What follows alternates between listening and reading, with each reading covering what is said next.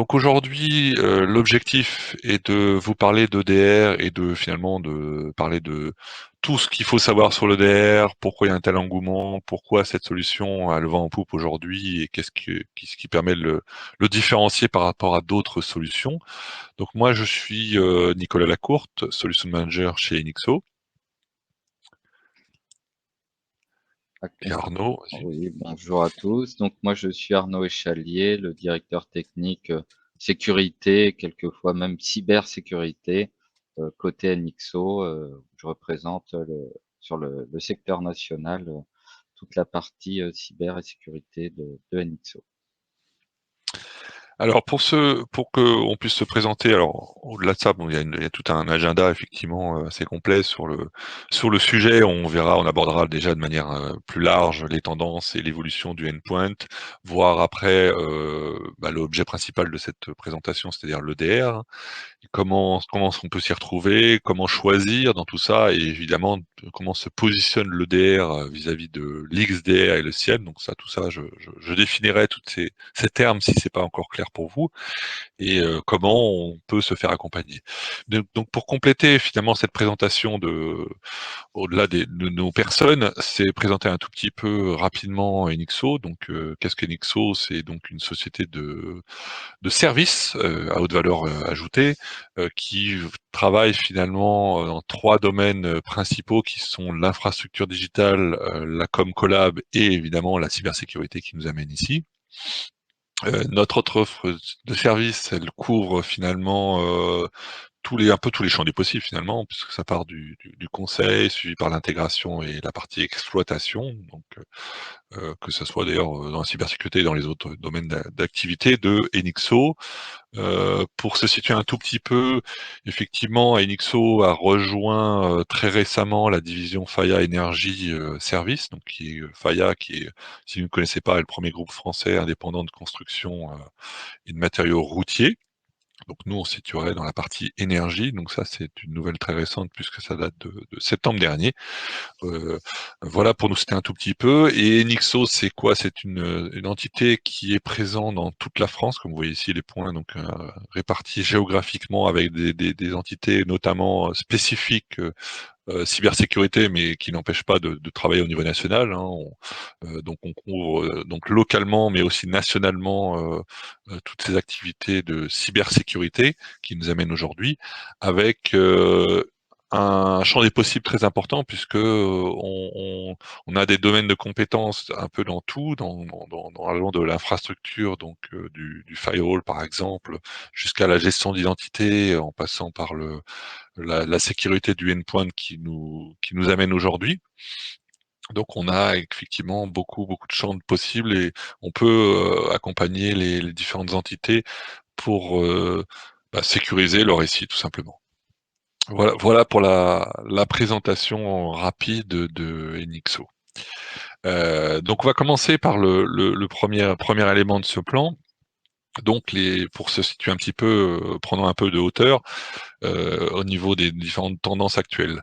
Alors là, c'est un élément qu'on voit assez souvent, hein, c'est un peu répétitif, je sais bien, mais toujours est-il pour resituer, c'est qu'effectivement, auparavant, on était dans le principe du château fort, c'est-à-dire qu'on se protège avec différentes solutions de sécurité euh, pour toute attaque extérieure de l'entreprise. Il y a aujourd'hui effectivement une décentralisation de ces éléments, mais on peut remarquer surtout que depuis le début de la crise sanitaire, il y a vraiment une accélération de cette prise de conscience et donc tout simplement sur le fait que la sécurité dite périmétrique ne suffit plus pour sécuriser le SI. On travaille effectivement de partout, on voit l'illustration ici. C'était déjà le cas avant, ça s'est accéléré effectivement avec le télétravail. Donc il y a plus en plus d'appareils mobiles. Quand on appareil mobile, on entend évidemment, le téléphone portable et bien évidemment les ordinateurs portables. Et qu'est-ce que ça a pour conséquence? Bah, ça apporte finalement que pour le hacker, il y a plus de moyens pour hacker, plus de surface d'attaque, parce que les outillages, que ce soit mobile ou pas mobile, le endpoint de manière plus générale, il y a plus de surface d'attaque puisqu'on va utiliser son mobile, son ordinateur pour accéder à des données sensibles de l'entreprise finalement. Et donc, il y a plusieurs manières pour le hacker de rentrer dans le SI de l'entreprise, puisque finalement, c'est un prolongement du SI. Donc, d'où l'importance finalement de protéger le endpoint dans tout ça. Alors, je pose une question, finalement j'y réponds directement. C'est que ça fait partie le endpoint est un maillon effectivement important et faible de la sécurité. On parle souvent de l'utilisateur et à juste titre, hein, effectivement, il faut former l'utilisateur dans les bonnes pratiques, c'est essentiel. Mais toujours est-il de protéger le endpoint de manière générale, c'est-à-dire le poste de travail, mais aussi le serveur, hein, faut pas l'oublier dans la définition du endpoint. Tous ces éléments-là, et ça s'est accentué donc avec le télétravail.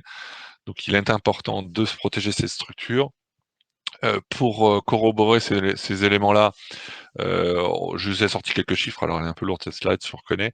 Mais toujours est-il qu'on le sait bien qu'avec le Covid-19, il y a eu une accélération donc du télétravail, mais une accélération surtout des cyber-risques. Quelques chiffres marquants, évidemment l'explosion du nombre d'attaques et donc de ransomware qui en sont la conséquence. 255% selon l'ANSSI.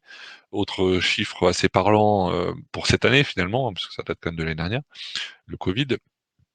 Euh, Attaque de ransomware toutes les 2 minutes, on est passé d'un trimestre à un autre trimestre toutes les 40 secondes, donc vraiment une accélération forte au niveau des ransomware. Autre élément assez marquant, je trouve, c'est finalement plus de la moitié des entreprises sont concernées et subissent ce type d'attaque, avec quelque chose qui est pas une bonne solution, mais toujours est-il que je peux comprendre aussi l'importance de réagir au plus vite. Donc 70% des entreprises vont payer la rançon.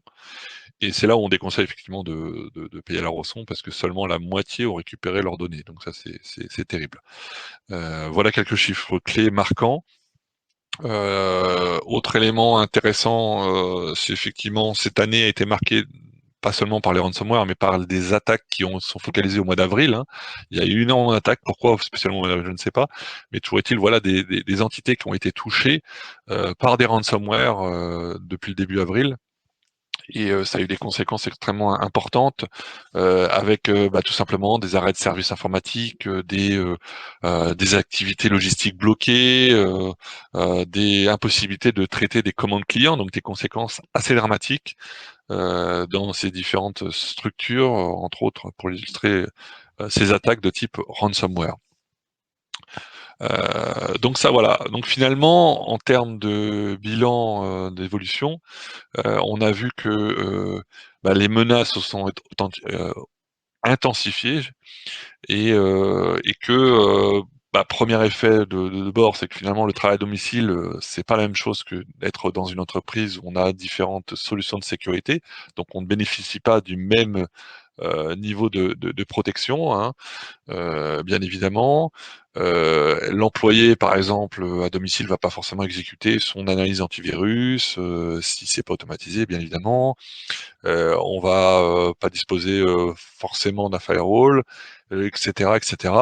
Donc c'est pas la même chose. On va aussi parfois utiliser des propres outillages, donc le BIOD, son propre matériel pour accéder aux données de l'entreprise, donc on s'expose d'autant plus. Bien évidemment, toujours important l'erreur humaine, mais là j'ai envie de dire, quand on est chez soi, on est peut-être moins attentif, on est plus distrait, on est plus dérangé, entre autres, donc on peut être plus confronté à faire des erreurs en cliquant sur des fichiers joints dont on ne doit pas ouvrir.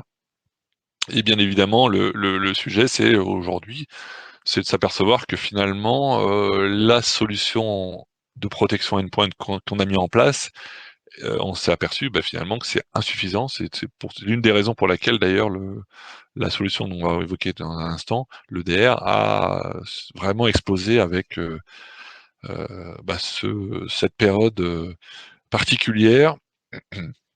Et donc, bah, les entreprises ont dû, de manière globale, ont dû essayer de trouver des solutions, augmenter leur capacité de s'adapter dans ces situations particulières. Voilà. Voilà globalement les grandes tendances. Voyons maintenant les différentes évolutions en termes de solutions de sécurité au niveau du endpoint. Donc bien évidemment, alors recitons un petit peu, replaçons-nous, parce qu'on parlait d'antivirus, bon ça c'est un terme un peu, je veux dire très grand public, mais au-delà de ça, on parle plutôt de solutions de type EPP, donc Endpoint Protection Platform, qui finalement regroupe plusieurs éléments, plusieurs fonctionnalités, dont la protection antivirale. Et ça regroupe effectivement des pare-feux, des contrôles de port, des périphériques, donc un certain nombre de fonctionnalités qui regroupent cette partie-là, donc pour resituer un petit peu le débat. Et ce qui est intéressant de voir, c'est que finalement, dans cette période, on peut se poser la question, mais comment c'est possible qu'on ait une telle explosion? Alors, il y a une partie, effectivement, on a vu parce qu'on est moins bien protégé, on a moins de solutions. Mais toujours est-il, vu l'explosion du nombre de ransomware et d'attaques, on se dit que finalement, factuellement, les solutions antivirales traditionnelles n'ont pas été assez efficaces, hein, tout simplement, pour une explosion. Si elles étaient efficaces, elles auraient pu contenir en fait ces différentes attaques, qui sont finalement très variées. Effectivement, il y a des hackers qui utilisent des solutions, des attaques plus ou moins évoluées. Quand on parle de solutions évoluées, on peut parler par exemple de l'ATP, hein, Advanced Persistent Threat, par exemple, ou d'attaques sans fichier, etc., etc. Et là, on s'aperçoit effectivement que là, la solution OPP est très limitée dans ce domaine-là, et, euh, et que les solutions finalement antivirus traditionnelles, elles manquent, moi je pense, un point crucial, c'est celui de la corrélation. Donc elles vont juste essayer d'identifier finalement les virus, souvent les virus connus, et ne vont pas faire la corrélation, donc on va avoir un niveau d'analyse assez peu poussé. Si on regarde l'évolution des solutions de sécurité au niveau du endpoint, pour simplifier, j'en ai mis que trois, hein, la solution antivirus traditionnelle, l'EPP, donc la plateforme qui regroupe plusieurs choses, et enfin, là où j'introduis la solution de EDR, de Endpoint Detection and Response, ou de réponse en français, qui va avoir une approche assez différente. Si on voulait, de manière assez simplifiée, dire que l'EPP, finalement, ça a plus une action en amont, de préventif, pour éviter qu'il y ait un virus, même si c'est souvent basé sur des virus connus, donc sous forme de liste blanche. Euh, L'EDR va plus être complémentaire finalement, avoir une action de réactif au niveau de l'analyse en temps réel ou même de réactif dans le futur, c'est-à-dire qu'on se fait attaquer, on va minimiser les attaques, réduire les différentes attaques et aussi pouvoir analyser sous forme d'analyse forensique. Donc finalement, l'EDR, voilà, c'est vraiment un complément de détection de visibilité que ne proposait pas le PP. Voilà de manière très synthétique l'évolution du marché. Là, j'introduis effectivement l'EDR. Même si j'ai déjà commencé la définition, mais on va approfondir cet élément-là dans la partie EDR. Donc l'EDR, voilà, je redis ce que je viens de dire, mais finalement, qu'est-ce que c'est l'EDR au-delà du nom Endpoint Detection and Response? Ça contient finalement de l'intelligence artificielle, ce qui n'est pas toujours le cas pour les solutions antivirales traditionnelles, avec de l'apprentissage automatique, de l'intelligence, de l'analyse comportementale. On va voir ça tout à l'heure.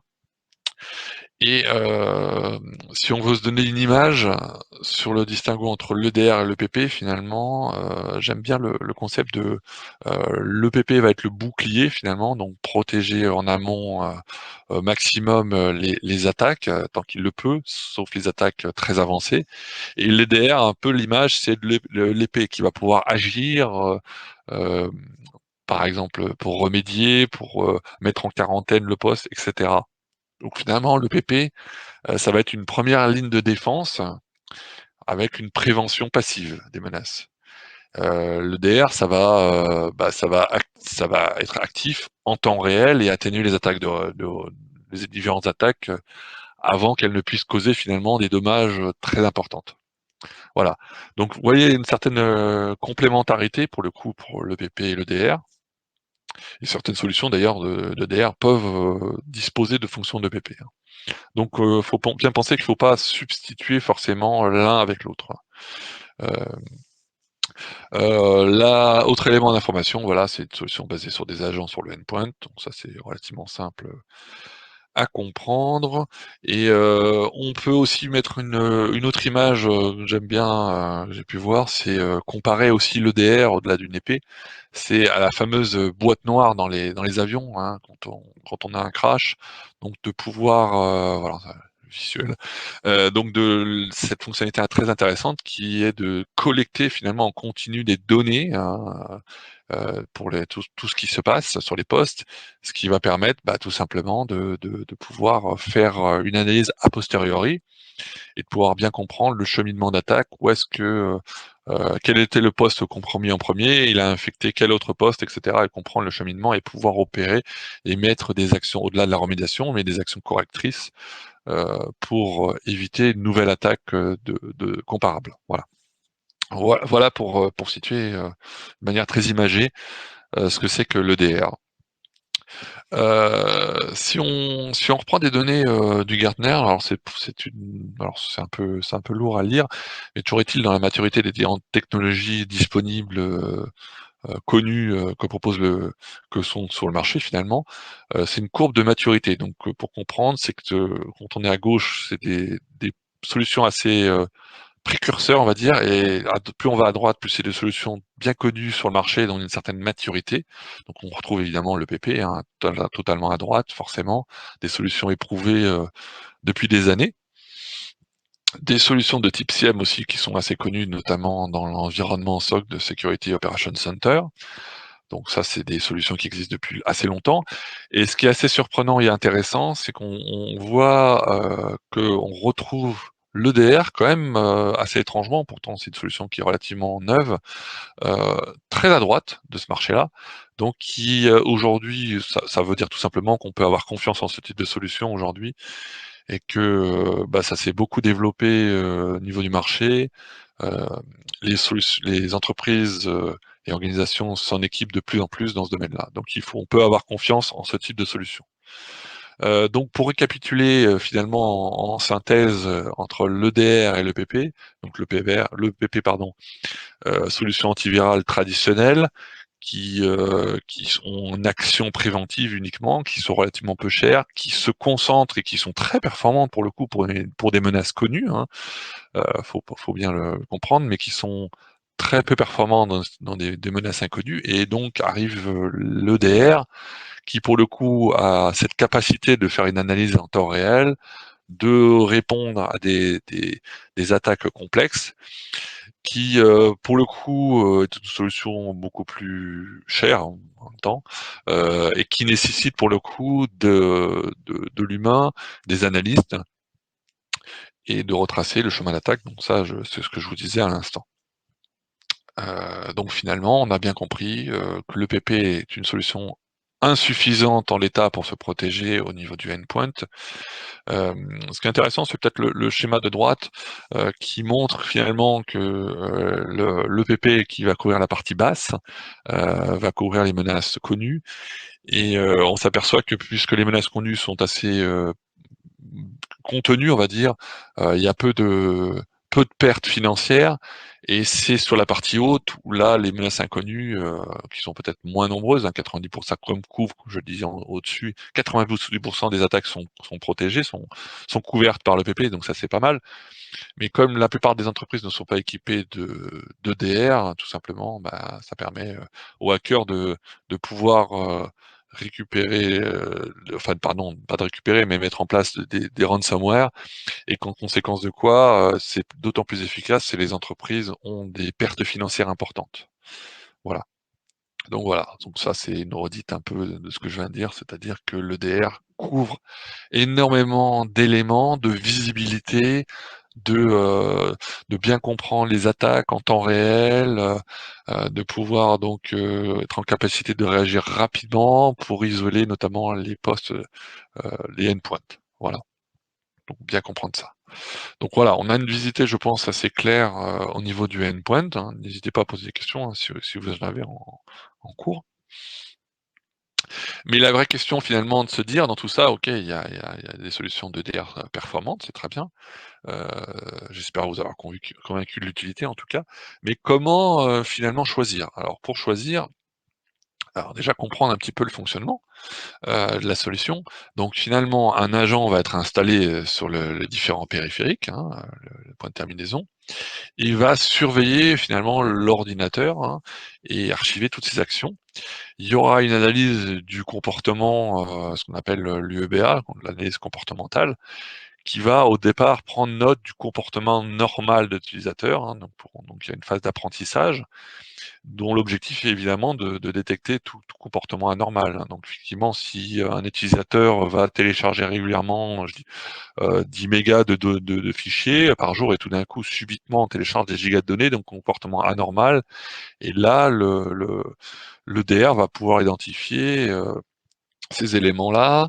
Ensuite, il y aura, bah, l'agent va surveiller les activités, hein, voilà, en permanence, sur le point, et rapporter des informations sur un tableau de bord.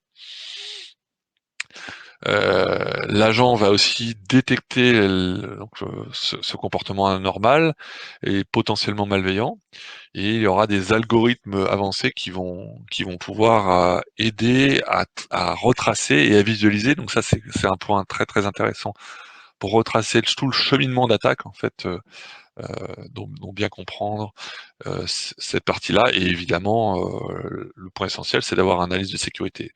Hem, on l'a vu, l'EDR a pas mal une partie d'automatisation. Bien évidemment, il peut, heu, parmi les bloquer le poste, bloquer les éléments, le cheminement d'attaque, mais toujours est-il il est bien quand même d'être accompagné d'un analyste qui va pouvoir, avoir un œil pour voir si c'est pas du faux positif. Évidemment, l'objectif n'étant pas de bloquer tout systématiquement, mais d'avoir, cette capacité d'automatisation comme propose l'EDR, et d'être d'autant plus réactif.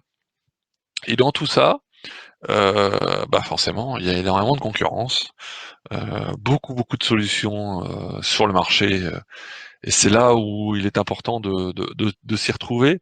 Dans cette slide, ce que j'essaie de faire, c'est de vous montrer de segmenter un peu les éléments. On va retrouver à la partie gauche avec Bitdefender, Kaspersky, Trendmicro, des solutions dites traditionnelles, hein, qu'on connaît tous, je pense, qui ont fait, qui ont une grande notoriété au niveau de l'EPP, et qui évidemment, ont bien compris l'intérêt de proposer, des solutions de type EDR.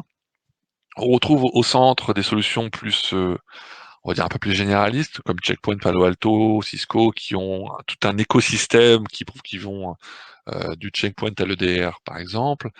Et enfin, sur la partie droite, des pure players de solutions de type EDR, comme Cyberreason, SentinelOne, CrowdStrike, qui eux sont arrivés et sont spécialisés dans le domaine.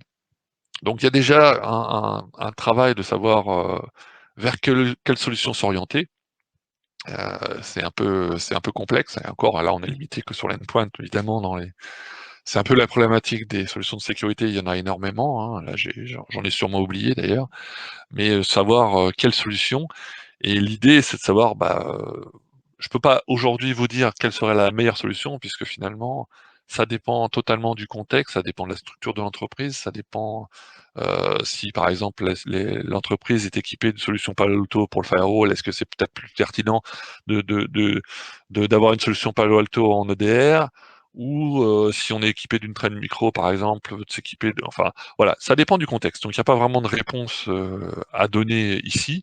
Si on voulait, en tout cas essayer, par soi-même de s'orienter, on peut se baser sur des référentiels comme le Gartner, le MITRE, le Forrester. Donc ça effectivement, ça peut déjà donner une bonne idée des types de solutions, comment elles se positionnent l'une par rapport à l'autre, en termes de fonctionnalité, en termes de capacité.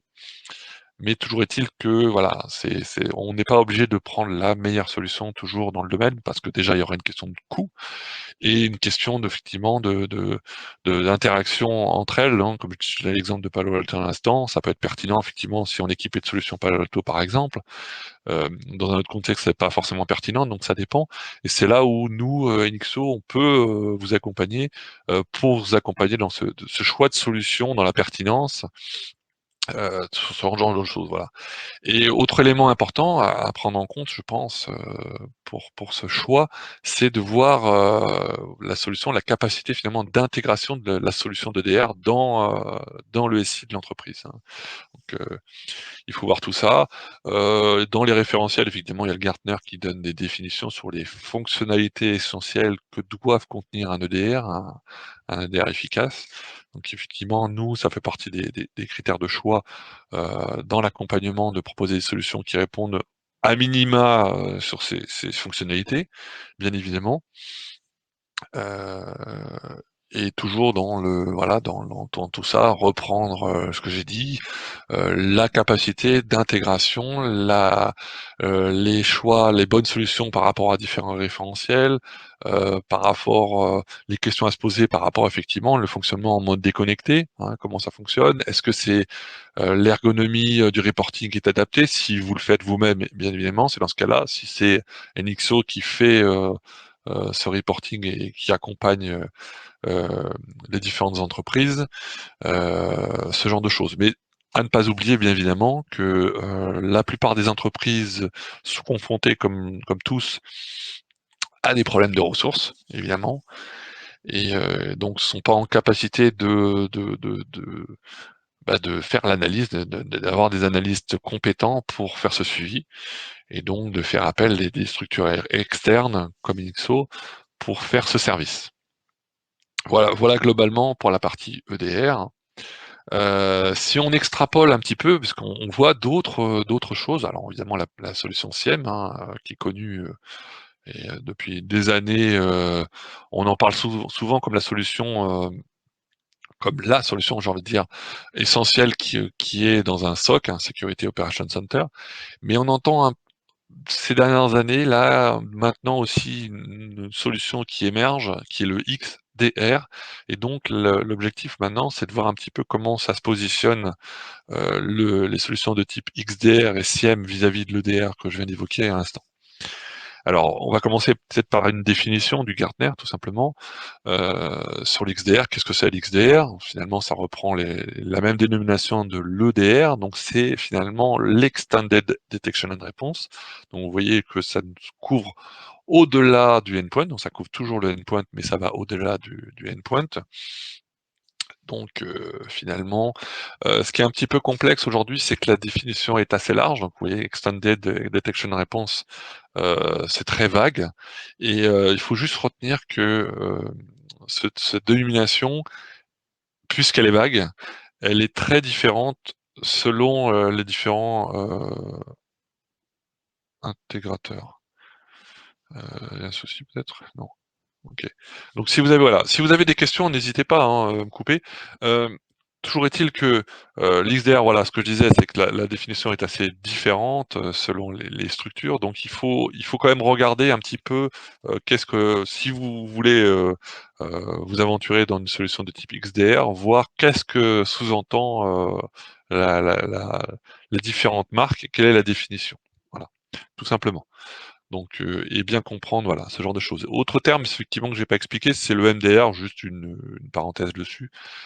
C'est, finalement l'idée de MDR, c'est une offre de service qui propose finalement de manager une solution qui pourrait être l'EDR ou le XDR. Donc c'est assez vague là aussi, mais c'est de manager. Donc si par exemple Enixo va manager votre solution d'EDR, donc ça sera une offre de MDR, voilà, pour être bien complet dans les termes, hein.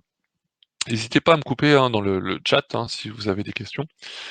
Il n'y a pas de souci pour y répondre. Donc voilà, un exemple, justement pour illustrer, l'XDR, c'est, de en tout cas chez Palo Alto et d'autres, dans leur définition, ils couvrent le endpoint, la protection du cloud, la protection de la partie, réseau, firewall entre autres, hein. Donc l'XDR, voilà, c'est une version plus étendue et c'est là où effectivement on voit que, c'est d'autant plus intéressant que ça se rapproche finalement, un peu du SIEM, hein, qu'on va définir juste après, hein. Donc c'est vraiment une alternative, le XDR, très intéressante. Bon, évidemment plus cher que le DR, hein, c'est normal puisque ça couvre plus de choses.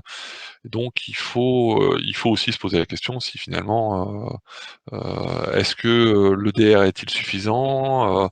Est-ce que, une solution de type XDR ne serait pas pertinente aussi? Tout dépend en fait de ce qui est en place. S'il y a déjà une solution de type SIEM, c'est pas forcément pertinent d'avoir une solution de XDR, hein, pour ce cas-là. Mais, heu, mais toujours est-il que voilà, les solutions d'XDR, elles vont, au-delà de l'EPP et DR traditionnels, elles vont, apporter des champs des possibles plus intéressants et finalement, ça peut aussi être, au niveau du coût total, être intéressant puisqu'on couvre, plus de visibilité au niveau du SI, hein. Donc pour finalement, comment on s'est retrouvé dans tout ça? Il y a différents éléments que vous voyez ici, donc la complexité, l'intégration à prendre en compte, hein. Ça peut être quand même, faut quand même avoir en tête que ça peut quand même être complexe, à mettre en place, hein, donc finalement à intégrer, ça peut quand même aussi avoir un coût plus important à engendrer, et il faut aussi prendre en compte le temps d'intégration, qui peut être, important, bah, aussi parce que les employés travaillent à domicile, les et c'est des choses, à prendre en compte, le degré d'automatisation aussi dans le choix de la solution, puisque certaines solutions, de type XDR ne sont pas toutes automatisées, donc faut pas elles ont pas toutes le même degré de fonctionnalité. Hem, et bien évidemment le coût, ce genre de choses. Si on veut, maintenant comparer, l'EDR, le SIEM ou l'XDR et le SIEM, parce que j'en ai parlé un petit peu avant. Comment s'y retrouver? Comment le différencier et surtout, qu'est-ce qu'il faut prendre l'un par rapport à l'autre? Heu, Dans les bonnes pratiques, on dit souvent qu'il faut prendre l'un et l'autre parce qu'elles sont complémentaires sur certains points de vue.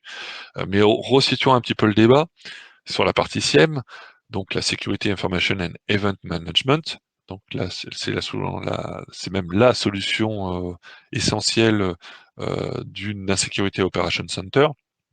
Donc cette solution de type SIEM va permettre de surveiller et détecter et d'alerter. Là, pour le coup, ça va couvrir tout le SI, hein. La complexité du SIEM, c'est effectivement, que ça remonte des logs et il faut au départ, j'ai envie de dire, dans les bonnes pratiques, limiter un peu le champ des possibles parce qu'on peut vite être inondé d'informations et finalement trop d'informations, toute l'information comme dirait l'autre et on ne voit plus rien finalement. Si on connecte tous les logs et on remonte toutes les informations, on en devient aveugle par la remontée trop massive d'informations. L'EDR est un outillage plus spécialisé finalement, dans le endpoint. Il va être focalisé sur la détection et la réponse. Heu, voilà, pour le distinguer. Et si on fait alors là, c'est une question un peu complexe à répondre. C'est finalement où s'arrête, l'XDR par rapport au SIEM, parce qu'on s'en rapproche de plus en plus, hein, finalement. Ils sont souvent pas clairs pour tout le monde, sont souvent mélangés, on voit plus vraiment la différence. Même si je pense que le l'XDR, quand l'XDR couvrira tous les champs des possibles, finalement, il y aura très peu de différence par rapport au SIEM. Mais tu vois, toujours est-il qu'on essaie, en essayant de distinguer l'XDR de l'EDR, de la SIEM, du SIEM, l'XDR, finalement, il va assurer une protection en temps réel et se concentrer sur l'identification, l'investigation et une part d'automatisation, si je mets la partie SIEM au passage. Alors que, le SIEM va exploiter les logs, les données réseau, les données endpoint, tous les données, possibles, imaginables et que le XDR, contrairement au SIEM, va pas être destiné à faire un travail de mise en conformité. Donc, heu, voilà, parce que l'XDR, finalement, ils n'ont pas forcément besoin de collecter tous les logs. On peut l'accompagner d'une autre solution, mais c'est pas son cœur de métier. Donc le SIEM va pouvoir collecter tous les journaux et pour la partie, mise en conformité, voilà. Voilà pour essayer de distinguer et comme je disais, la part d'automatisation est beaucoup plus forte dans le DR, XDR. Le SIEM, il y a plus, besoin d'analystes, plus de travail d'analyse. L'XDR ou l'EDR va nécessiter quand même des analystes, mais il y a une part d'automatisation qui va faciliter les choses et pouvoir identifier en temps réel et bloquer rapidement et simplement. Donc une part de simplification finalement. Toujours pas de questions sur ces éléments-là. J'espère que j'ai pas été trop vite. Mais donc voilà, donc la question est de se dire finalement, si, l'organisation, donc l'entreprise dispose déjà, d'un SIEM, est-ce que c'est pertinent? Pas forcément.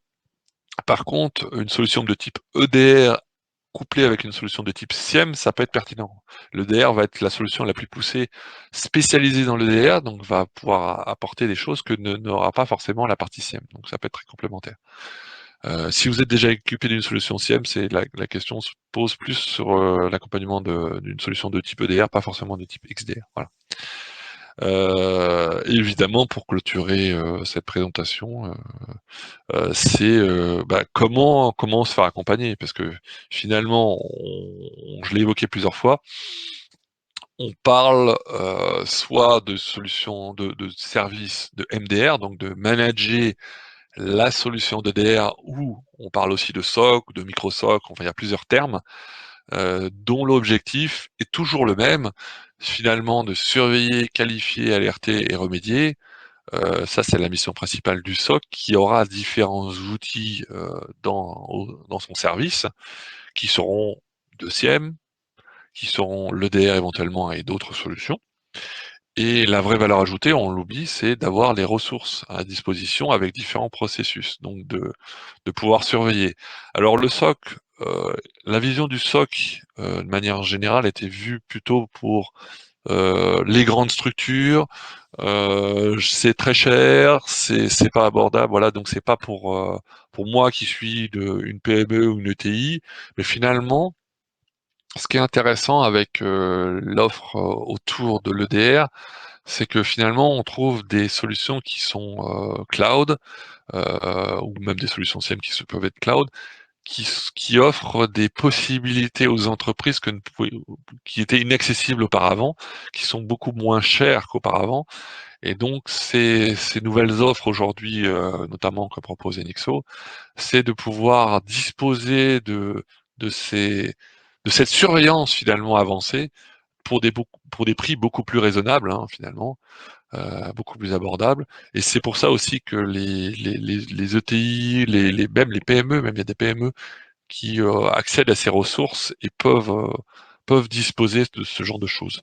Euh, et pour résumer, voilà notre approche, en tout cas chez Enixo, de pouvoir proposer deux niveaux de service dans notre SOC, basé sur du SIEM ou basé sur de l'EDR ou coupler les deux, hein, ça n'empêche pas.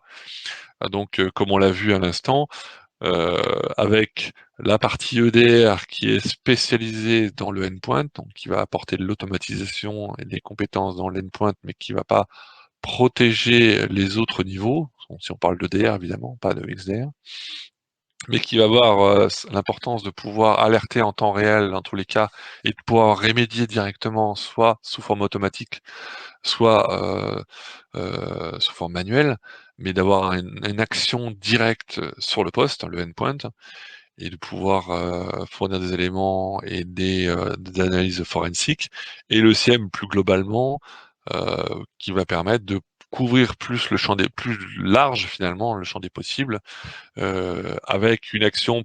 Alors là, c'est orangé hein, sur la partie remédiation, parce que tout simplement, tout dépend. Il faut que, par exemple, Edixo, on parle d'Edixo, il faut que il y ait un contrat de maintenance, dans le sens, il faut qu'ils aient des actions et des possibilités d'action directement sur le réseau, par exemple. Si on surveille avec le SIEM les différents, on ne pourra pas agir directement si on n'a pas déjà un contrat direct d'application. C'est pour ça que c'est rangé pour conclure. Voilà globalement de manière très synthétique. Évidemment, on pourra, si vous le souhaitez, en savoir plus, au-delà de là exprimer plus une explication sur ce que c'est le DR, l'XDR par rapport au SIEM, positionner un peu le sujet, et on pourra vous expliquer dans une autre présentation plus personnalisée sur notre offre SOC, ce qu'on est capable de faire pour vous accompagner si ça vous intéresse. Voilà, si vous avez des questions peut-être dans le chat, je sais pas s'il y a Arnaud a de la visibilité sur ces éléments.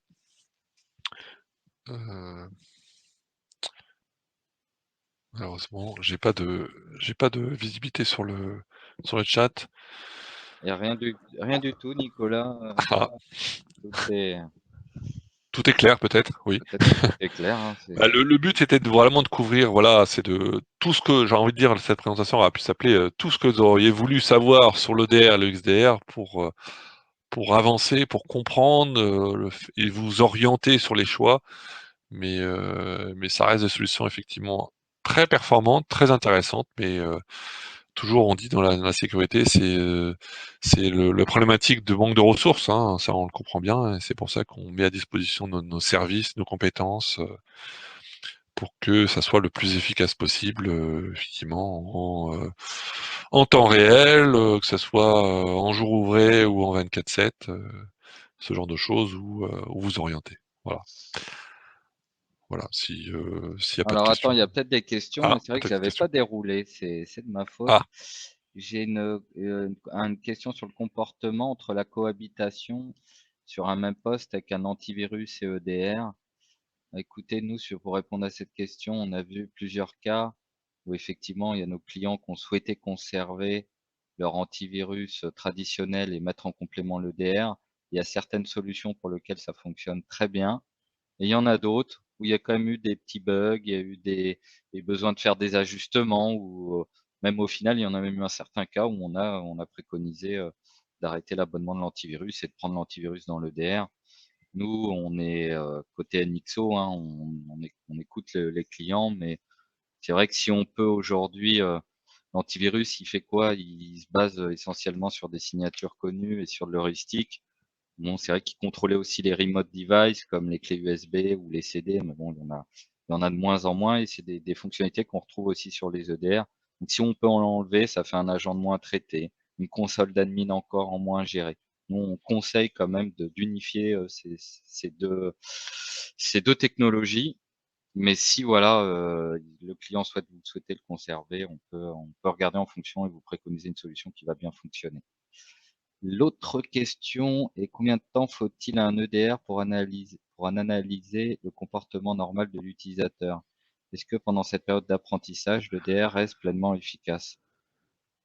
Moi, j'ai envie de dire que l'EDR, c'est encore une fois, ça dépend des solutions, mais ils sont plus tous ou moins pareils. Dès lors où on va l'avoir installé, il va commencer déjà à scruter en temps réel un peu toutes les activités du poste. Donc on est déjà on va dire presque efficace à 100%. Il y a déjà une protection. Et après, pour analyser correctement le comportement, ça va assez vite, hein. Il y en a pas pour 6 mois.